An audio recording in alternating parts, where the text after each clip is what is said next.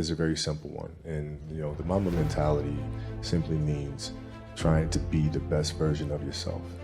That's what the mentality means. It means every day you're trying to become better. And it's a constant quest. It's an infinite quest. I mean, the passion came from the love for the game. I loved everything about it, like the smell of the ball. You love the smell of the ball? Yes, the ball. The smell of like brand new sneakers, like the sound the ball makes when it hits the ground.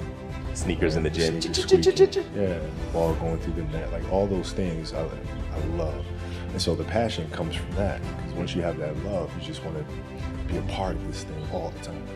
So the goal was to be the first one at breakfast. So I set my alarm. I make sure I'm up by sunrise. I get out of bed. I put on my gear and I head downstairs. But when I get there, Kobe's already there, with ice packs on his knees, drenched in sweat. Now, it took me a minute to figure it out, but this guy wasn't only awake before me. He had already worked out. He had just played in the finals days earlier. Meanwhile, I'd been off for months and I was still exhausted. What he had done that morning was incomprehensible to me. That dedication he had only days after falling short of an NBA championship. That taught me something I've never forgotten. Legends aren't defined by their successes.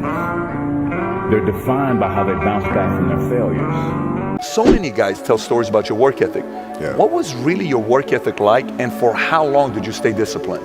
Every day. Since 20 years. It was an everyday process, and trying to figure out strengths and weaknesses. For example, jumping ability. My vertical was a 40, it wasn't a 46 or a 45.